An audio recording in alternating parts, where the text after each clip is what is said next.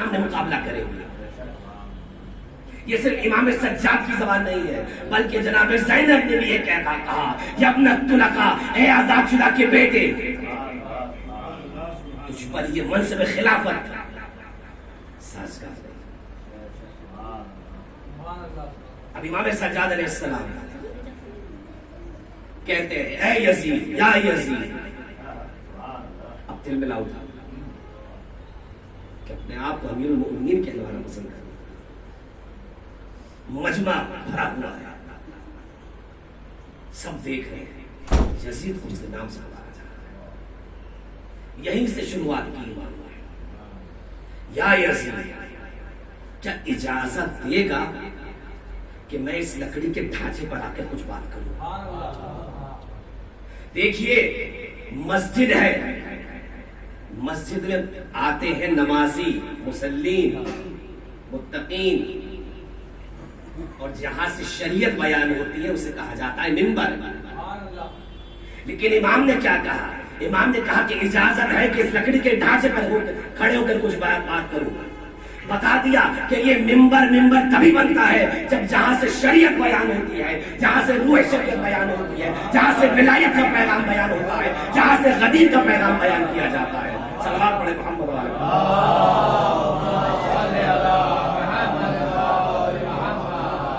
یہ امام اپنے لیے اجازت طلب نہیں کر رہے ہیں بلکہ آج یہ کہہ رہے ہیں، لکڑیوں کے ڈھانچے سے کہہ رہے ہیں کہ اجازت دیتا ہے کہ میں تیرے اوپر آ کے تجھے منبر رسول بنا دوں.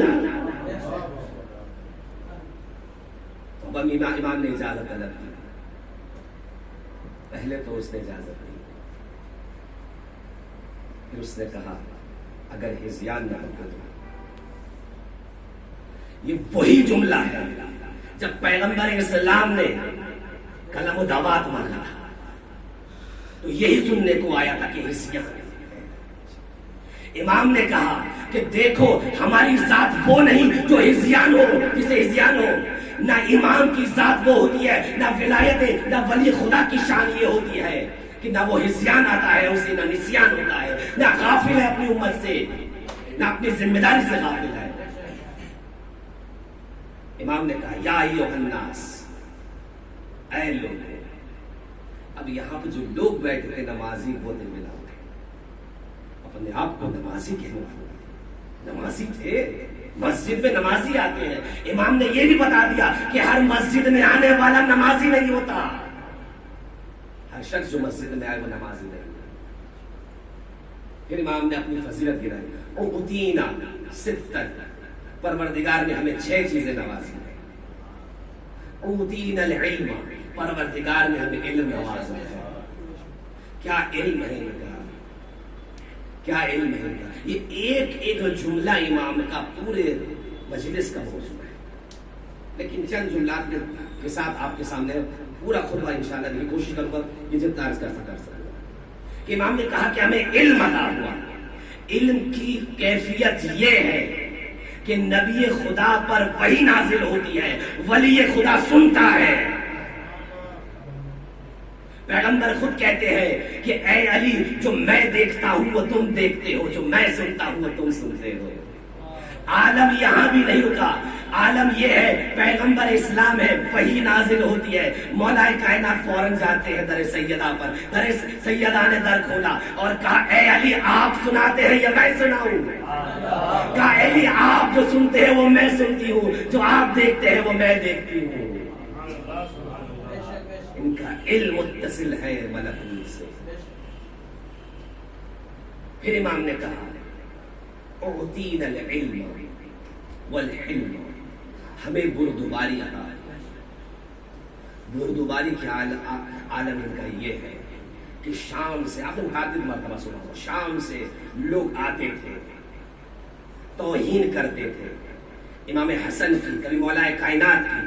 تو امام پلٹ کر کوئی جواب نہ دیتے تھے. یہ پوچھتے تھے یہ بتا کہ تو اتنی دور سے آیا ہے، تیرے پاس کوئی رہنے کا ٹھکانہ ہے یا نہیں؟ کیا تو بھوکا تو نہیں؟ کیا تو پیاسا تو نہیں؟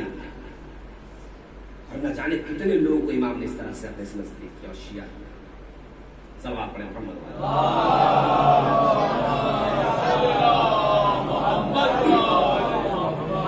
تو امام نے کہا اعطینا العلم والحلم والسماحت، ہمیں سخاوت آ ہوئی. سخاوت کو آپ نے بہت سنا. چند ایک واقعہ سن لیجیے. دیکھیے معاویہ ہے، ابھی امیر شام نہیں بنا، واقعہ مدینے کا ہے. امام حسن موجود ہے، سامنے والا ایک شخص آتا ہے، سوال کرنے والا آتا ہے. امام حسن کے در کو چھوڑ کر اس معاویہ سے سوال کرتا ہے. معاویہ نے رد کر دیا کہ نہیں. پھر سوال کیا، پھر رد کر دیا. اب یہ تھا، جانتا تھا کہ قریب سوال کہتا ہے آپ کہہ دیجئے. اب امام نے کہا معاویہ سے، معاویہ نے دے دیا. اب انتظار یہ تھا معاویہ کو کہ میری تعریف کرے گا، لیکن اس نے برعکس کیا، اس نے حسن ابن علی کی تعریف کرنا شروع کر دیا. اب دل ملا اٹھا کہ تعریف میری کرنی تھی، میں نے دیا تھا. کہتا ہے، جواب دیتا ہے کہ تو نے کب دیا؟ کریم ابن کریم نے کہا اور تو نے دیا. یہ ان کی بدولت تھی کہ تجھے تو نے دیا. میں دیکھ رہا تھا تیری ظرفیت کیا ہے، تو کتنا دیتا ہے. تو نے کب دیا مجھے؟ جب انہوں نے کہا تب دیا. تجھے صلوات پڑھے محمد.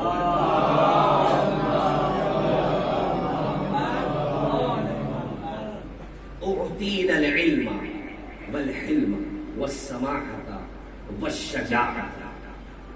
دیکھیے شجاعت کے عالم ان کا یہ ہے، خود پیغمبر اسلام بیان کرتے ہیں مولا کائنات کے لیے کہ میں وہ علم آج میں کل علم اس کو دوں گا جو حیدر کرار ہوگا، غیر فرار ہوگا. خود مولا کائنات کہتے نظر آتے ہیں کہ اگر پورا عرب میرے مقابل آ جائے تو علی پیٹ نہیں کریں گے. امام حسین بھی کہتے نظر آتے ہیں کہ یہ 30,000 کا لشکر ہے، اگر 3 لاکھ بھی ہو گیا تو حسین کربلا نہیں چھوڑیں گے. یہ ان کی شجاعت کے عالم ہے. تو کیا کہا امام نے؟ اعطینا العلم والحلم والسماحت والشجاعت ومحبت فی قلوب المؤمنین. ہماری محبت کو پروردگار نے مومنین کے قلوب میں ڈالا. امام نے کیوں نہیں کہا کہ مسلمانوں کے قلوب میں ڈالا؟ امام نے اسی لیے نہیں کہا کیونکہ ایک پس منظر حدیث ہے، قلب المؤمن حرم اللہ. قلب مومن حرم الہی ہے، عرش الہی ہے. امام نے کہہ کے بتا دیا کہ ہماری جگہ، ہماری جائیداد حرم اللہ میں ہے، ہماری جگہ عرش الہی میں ہے. ہماری محبت کو ڈالا پروردگار نے. ہمیں فصاحت عطا ہوئی. فصاحت کے عالم یہ ہے کہ جب زبان بولتی ہے تو سننے والوں کو لگتا ہے کہ کیسے کلمات بول رہے ہیں، وہی بول رہی ہے. کیونکہ یہ عام زبان سے نہیں بولتے، یہ مصلحت دیکھ کے نہیں بولتے. دیکھیے عام زبان اور باقی زبان میں فرق ہوتا ہے. ان کی زبان اور باقی زبانوں میں فرق یہ ہے کہ یہ جب زبان کھولتے ہیں، جب یہ کچھ بولتے ہیں تو لسان اللہ کی زبان سے بولتے ہیں، حق بولتے ہیں، مصلحت تراشی نہیں کرتے. ہماری طرح ڈرتے نہیں ہیں، شجاعت کے ساتھ بولتے ہیں. صلوات پڑھے محمد.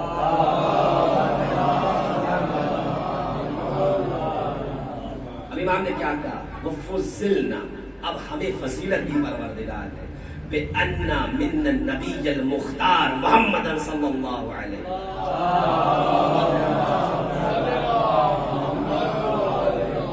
ہماری فضیلت یہ ہے کہ نبی کریم ہم میں سے ہے. دیکھیے ابھی تک یہ جملہ سمجھ میں نہیں آیا تھا جب پیغمبر اسلام نے امام حسین کے لیے کہا تھا حسین منی وانا من الحسین، حسین مجھ سے ہے اور میں حسین سے. دیکھیے یہ ظاہری بات ہے کہ یہ حسین، امام حسین پیغمبر اسلام سے ہے، لیکن پیغمبر امام حسین کس طرح سے پیغمبر اسلام امام حسین سے ہوئے؟ امام نے یہ کہہ کے بتا دیا، سب کے سامنے بتا دیا کہ پیغمبر اسلام ہماری ذات میں سے ہے. دیکھو ظاہری طور پر تو ہم پیغمبر کی ذات میں سے ہیں، لیکن آج پیغمبر کا نام زندہ ہے، آج تمہارے لبوں پر پیغمبر کا نام ہے تو ہماری قربانیوں کی وجہ سے. آج پیغمبر کا نام باقی ہے تو ہماری وجہ سے. پھر امام کہتے ہیں وَمِنَّ الصِّدِّيقِ، ہم میں سے ہے صدیق۔ صدیق کہلوانا اور ہے، اپنے آپ کو منوا لینا اور ہے، اور خدا کی جانب سے صادق بننا اور ہے۔ کونوا مع الصادقین کا مصداق بننا اور ہے۔ پھر امام کہتے ہیں وَمِنَّ الطَّيَّارِ، جعفر الطیار ہم میں سے ہے۔ وَمِنَّ اسد اللہ واسد الرسول وَمِنَّ فاطمۃ البتول وَمِنَّ سِتَّ هَٰذِهِ الْأُمَّةِ۔ اب امام کہتے ہیں کہ دیکھیے تمام چیزیں بیان کرنے کے بعد امام کہتے ہیں کہ ہم میں سے آخری حجت ہوگی۔ امام نے اپنی پورا مباہلہ پڑھ دیا کہ دیکھیے، امام نے پورا اپنا شجرہ بیان کر دیا کہ دیکھو ہمارا آخری آئے گا، تم اپنا بتاؤ، ہماری نسل میں سے ہوگا جو آخری حجت ہوگا زمین پر، تم اپنا بتاؤ تمہارا کیا نسب ہے۔ ان کا نسب تو پروردگار نے سورہ کوثر کے طریقے سے بیان کیا۔ ان کا حسب وہ ہے جسے آئے تطہیر نے آ کر مہر لگائی۔ پھر امام کہتے ہیں من عرفنی فقد عرفنی، جو مجھے جانتا ہے وہ مجھے جانتا ہے۔ ومن لم یعرفنی انبأتہ، جو مجھے نہیں جانتا آؤ میں تمہیں خبر دیتا ہوں اس کی۔ کیوں امام کہہ رہے ہیں کہ خبر دیتا ہوں؟ کیوں نہیں کہہ رہے کہ امام کی میں تمہیں آؤ پہچنواتا ہوں، تمہیں معرفت کرواتا ہوں، تمہیں علم دیتا ہوں؟ یہ انبا کا سیدھا قرآن مجید میں بھی آیا۔ قرآن مجید میں جب پروردگار نے جناب آدم کو خلق کیا اور انہیں تمام اسما دیے، کہا انبئونی، جناب آدم سے جناب فرشتوں سے کہا کہ مجھے خبر دو ان اسما کی۔ فرشتوں نے کہا لا علم لنا، ہمیں علم نہیں ہے، جو تم نے دیا ہے وہی جانتے ہیں۔ تو ایک انبا کا سیدھا وہاں استعمال ہوتا ہے کہ جہاں پر علم مطلق ہو، جہاں پہ کمال مطلق ہو، جہاں پر ضرورت نہ ہو علم اور معرفت کی۔ لیکن ایک اور انبا سیگا استعمال کیا پروردگار نے، کہا فرشتوں سے کہ بتاؤ خبر دو مجھے۔ فرشتوں نے جب جواب دیا کہ ہمیں نہیں پتا، اب پروردگار کہتا ہے قال یا آدم، اب جناب آدم سے خطاب کرتا ہے پروردگار، کہا مجھے خبر دو، ان کو خبر دو، فرشتوں کو خبر دو۔ دیکھیے فرشتے اپنے مقام پر اپنی جگہ مسلم ہے، لہو مقام معلوم، ان کے لیے مقام معلوم ہے، نہ ادھر ان کا علم ادھر ہو سکتا ہے، نہ کم ہو سکتا ہے، نہ بڑھ سکتا ہے، نہ کم ہو سکتا ہے۔ اسی لیے پروردگار نے انبا کا صیغہ استعمال کیا، امام نے بھی یہی صیغہ استعمال کیا، بتا دیا کہ دیکھو میں اس مجمع میں کھڑا ہوں کہ علم و معرفت ان سے دور ہے، ان کے شکم حرام غذا سے بھرے ہوئے ہیں، ان سے علم اور معرفت کی بات نہیں کی جا سکتی۔ اسی لیے امام نے کہا آؤ تمہیں خبر دیتا ہوں، انبأتہ بحسبی و نسبی، اپنے حسب کو اور اپنے نسب کو بیان کرتا ہوں۔ اب امام اپنے حسب اور نسب کو بیان کرتے ہیں۔ انا ابن مکہ والمنى، انا ابن زمزم والصفا، میں منا اور مکہ کا بیٹا، میں زمزم اور صفا کا بیٹا۔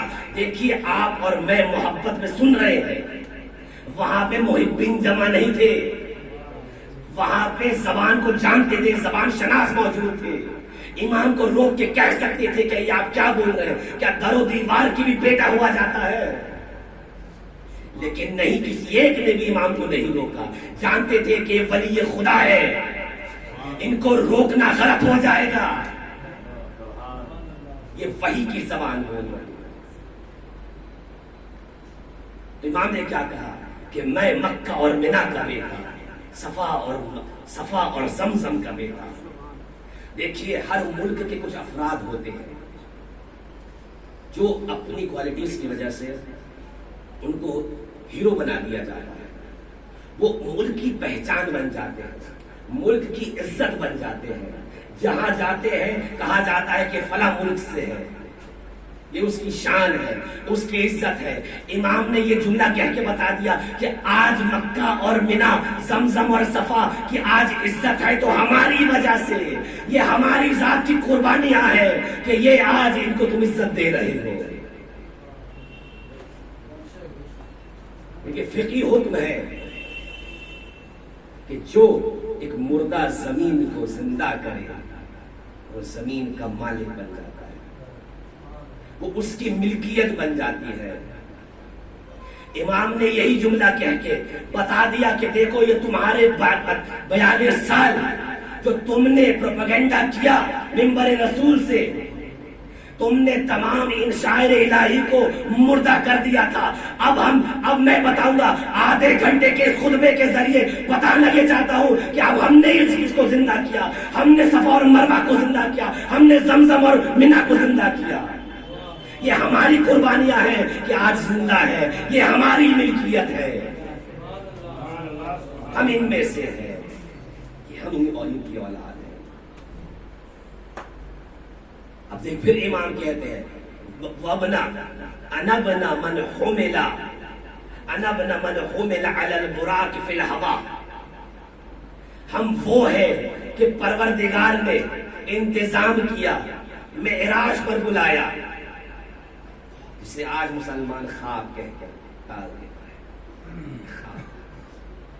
اگر خواب ہوتا تو پروردگار کو بتانے میں کیا مسئلہ تھا؟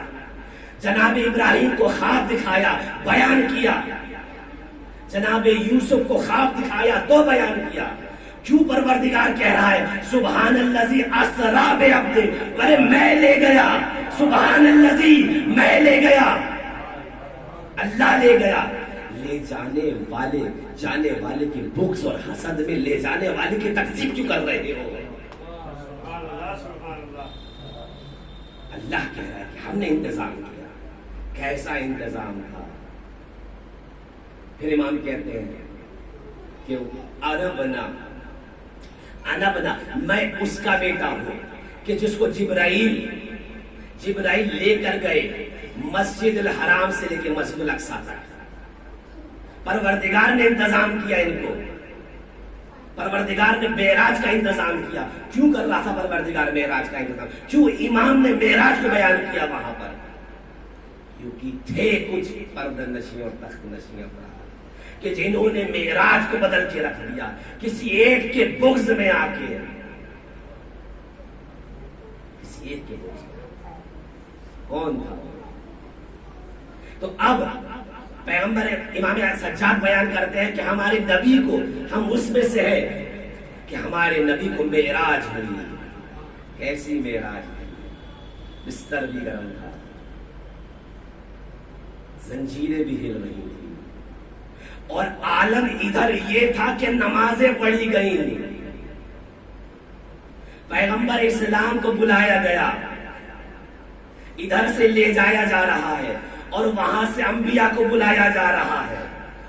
دیکھیے پیغمبر اسلام کی معراج جسمانی، تو ان کو بلایا بھی جسمانی، سارے زمانے کے سارے رولز توڑ دیے، کہا کہ بلاؤں گا مقام محمد کو دکھانا ہے، پیغمبر اسلام کے مقام کو دکھانا ہے تمام انبیاء کو، کیونکہ اب تک ان سے گواہی لی گئی تھی ولایت محمد اور علی بن ابی طالب کی، جس کی ولایت میں جی رہے تھے، آج دکھانا تھا اس کے مقام کو۔ پیغمبر اسلام پہنچتے ہیں، یہاں سے تمام انبیاء آئے، تمام ملائکہ جمع ہوئے، نماز ادا ہونی ہے۔ پیغمبر اسلام چاہتے تو کھڑے ہو جاتے، امامت کا حق رکھتے تھے، لیکن پیغمبر اسلام نے انتظار کیا۔ اب جبرائیل آتے ہیں، پیغمبر سے کہتے ہیں کہ آپ نماز پڑھائیے۔ اب پیغمبر اسلام ہے کہ نماز شروع کرتے ہیں، تمام انبیاء پیچھے کھڑے ہوتے ہیں، تمام ملائکہ کھڑے ہیں اور ایک امتی بن کر نماز پڑھتے ہیں۔ پیغمبر اب امام سجاد بیان کرتے ہیں کہ ہمارا نبی وہ تھا، انا بنو دنا فتدل فقاب قوسین او ادنا، ہمارے نبی کو وہ مقام عطا ہوا کہ اب حضرت حق ہے، خداوند متعال ہے اور پیغمبر اسلام ہے بغیر حجاب کے۔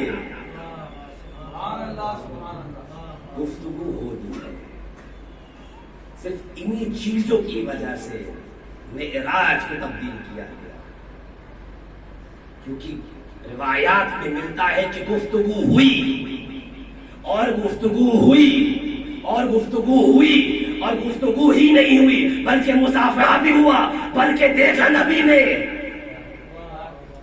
تو پلٹ دو، بات تمام ہو جائے گی، بل بات کو ہلکا کرنے کے لیے کہتے کہ خواب تھا۔ صلوات پڑھے محمد والا۔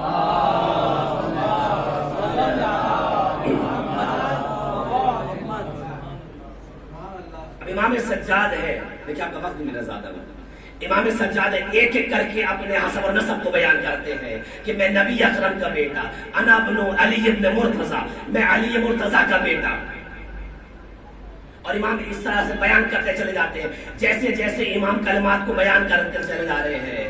شامیوں کا دربار، شامی جب بیٹھے دربار میں وہاں پہ وہ بے چین ہے، یہ کیا بول رہے ہیں، یہ قرآن کی زبان بول رہے ہیں۔ اے یزید تو یہ کہلوا کے لایا تھا ہمیں کہ خوارج آئے ہیں کہ جنہوں نے خلیفہ وقت کے خلاف خروج کیا، یہ کون ہے جو اپنے آپ کو نبی سے منسوب کر رہے ہیں، کون ہے جو نبی کی آل میں سے بتا رہے ہیں۔ ایک مرتبہ یزید تلملا اٹھا، کہا کہ خاموش، ابھی زبان ان کی، ابھی جب تک امام سجاد بولتے رہیں گے تب تک ان کے قلوب جو ہے تبدیل ہونا شروع ہو جائیں گے، ایسا نہ ہو کہ سب کے قلوب پلٹ جائیں۔ مؤذن سے کہا کہ ایک کام کرو تم اذان دو، بات پلٹ جائے گی۔ نہیں سمجھ رہا تھا کہ امام یہاں بھی خاموش نہیں ہوں گے۔ مؤذن نے کہا اللہ اکبر، امام سجاد نے کہا ہاں میں گواہی دیتا ہوں کہ اللہ قابل توصیف نہیں۔ پھر مؤذن نے کہا اشہد ان لا الہ الا اللہ۔ امام نے کہا میں اپنے دل و جان سے، اپنی گوشت اور ہڈیاں میری سب گواہی دیتی ہے کہ پروردگار تیرے علاوہ کوئی معبود نہیں۔ اب مؤذن کہتا ہے اشہد ان محمد رسول اللہ۔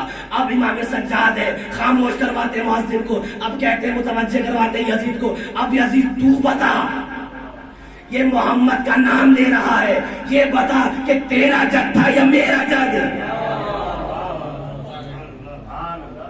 اگر تو اپنا جد بتاتا ہے تو جھوٹا ہے، اور تو اگر ہمارا جد بتائے گا تو کیا ہمارے ساتھ ایسا سلوک کرے گا؟ ہمیں اسیر بنا کے لایا جائے گا۔ جناب زینب نے بھی ایک بات کہی یزید کو مخاطب کرتے ہوئے، یا ابن الطلقاء، اے آزاد شدہ کے بیٹے، تو اپنی عورتوں کو تو پردے میں کیے ہوئے ہے، اپنی کنیزوں کو پردے میں بٹھائے ہوئے ہیں، اور آل رسول کو بے پردہ۔ اب یزید تھا کہ بلا یہودی عالم موجود تھا، یزید سے کہتا ہے کیا کون ہے یہ؟ تو یزید نے کہا یہ علی ابن حسین۔ کہا کہ ان کے والد کا نام کیا ہے؟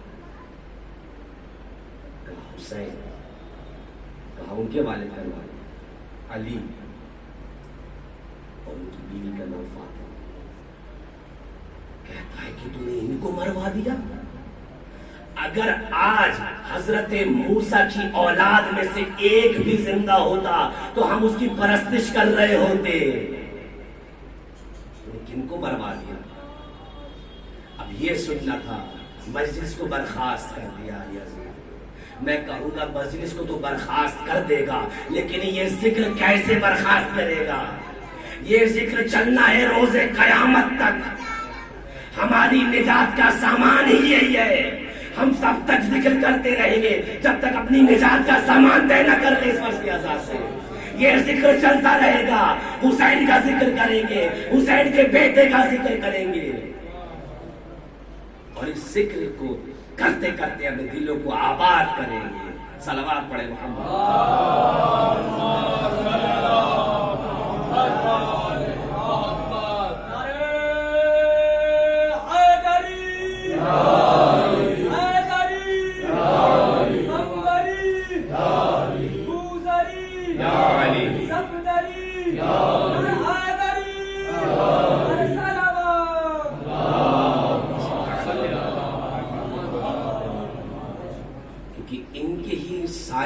ولایت میں رہ کر ہمیں آج عزت مل رہی ہے.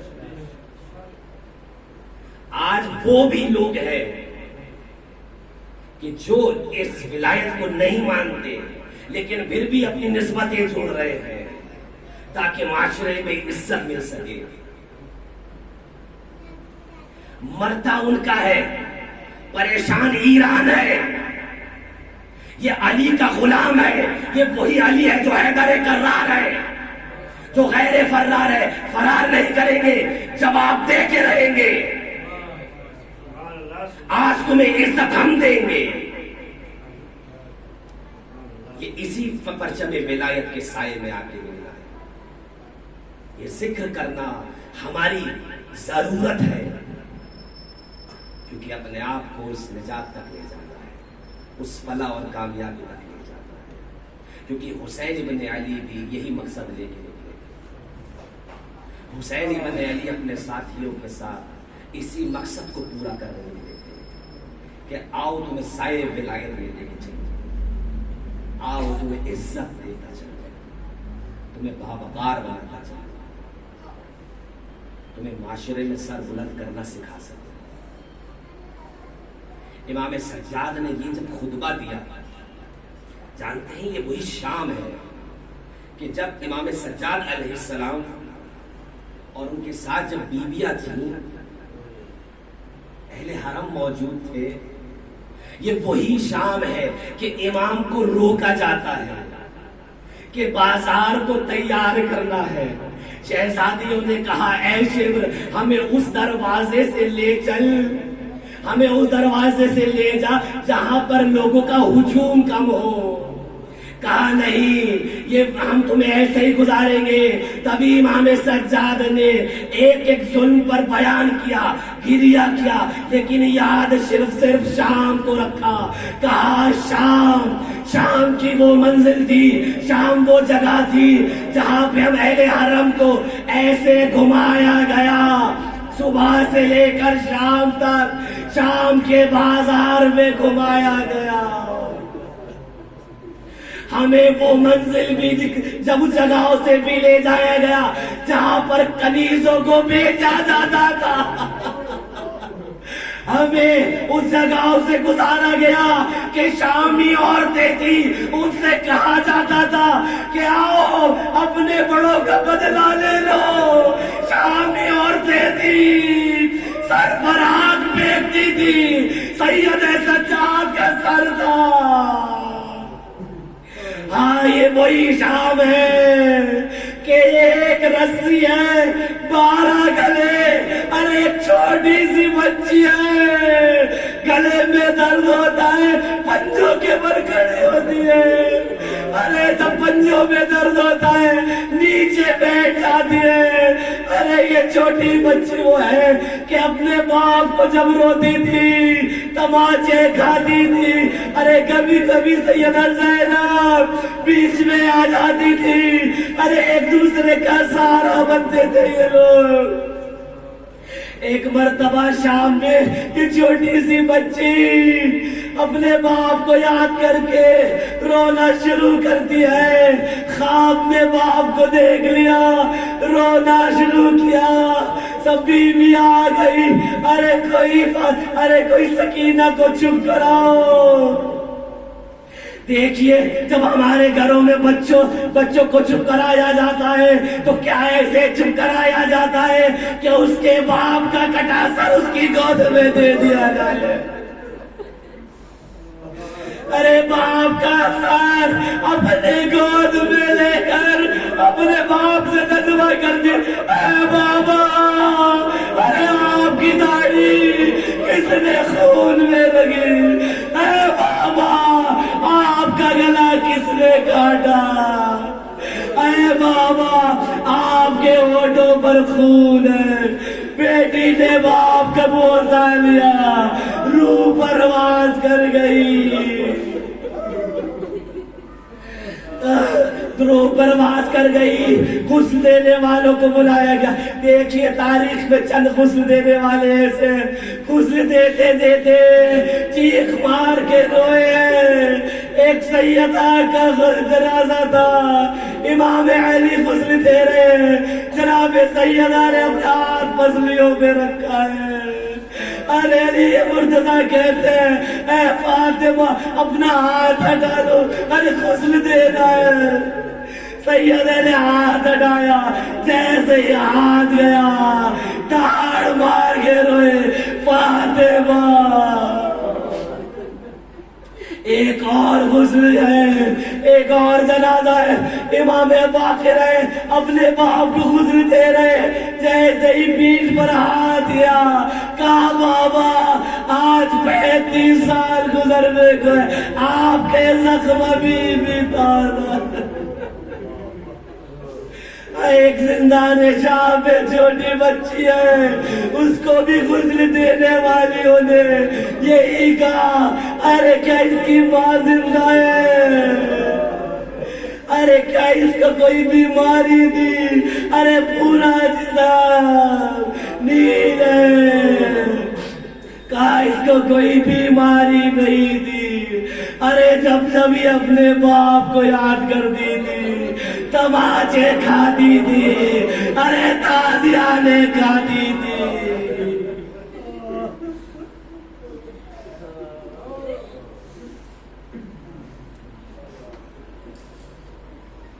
سيعلم الذين ظلموا أي منقلب ينقلبون إن لله وإنا إليه راجعون۔ پالنے والے تو جواب محمد والے محمد کا ہماری اس قلیل سی عبادت قبول فرمائے۔ پالنے والے مجھے اپنی زبان پر بالکل بھی بھروسہ نہیں، پروردگار نہ جانے حق کے مطلب ادا نہ ہو سکا اس ٹوٹی پھوٹی زبان سے، لیکن ان مومنین کے آنسوؤں پر بھروسہ ہے، یقین ہے کہ پروردگار یہی میری راہ نجات بنے گی۔ ان کے آنکھوں کا آنسوؤں کا واسطہ دیتا ہوں پروردگار، ان کی تمام شرعی حاجات کو قبول فرما۔ پالنے والے تجھے واسطہ ہے محمد والے محمد کا، جو پریشان حال ہے ان کی پریشانی دور فرما، جو بیمار ہے ان کو شفائے کلی عنایت کر، جو مقروض ہے ان کے قرض ادا ہو۔ پالنے والے تجھے واسطہ محمد والے محمد کا، ہم سب پر پروردگار اپنی آخری حجت کے منتظر ہیں، پروردگار ان کو جلد سے جلد بھیج دے۔ پروردگار ہمیں اس دنیا سے تب تک نہ اٹھانا جب تک ہمارے ایک ہاتھ میں قرآن دوسرے ہاتھ میں دامن اہل بیت نہ ہو۔ پالنے والے تجھے واسطہ محمد والے محمد کا، اس وقت ہو رہے ظلم جو فلسطین کے لوگوں پر ہو رہا ہے، پروردگار مظلوم کی حمایت کر اور ظالمین کو نصب نابود کر۔ پالنے والے تجھے واسطہ محمد والے محمد کا، ہمارے امام زمانے کے ظہور میں تعجیل فرما، ہمیں ان کے اصحاب و انصار میں شامل فرما۔ ربنا تقبل منا انك انت السميع العليم۔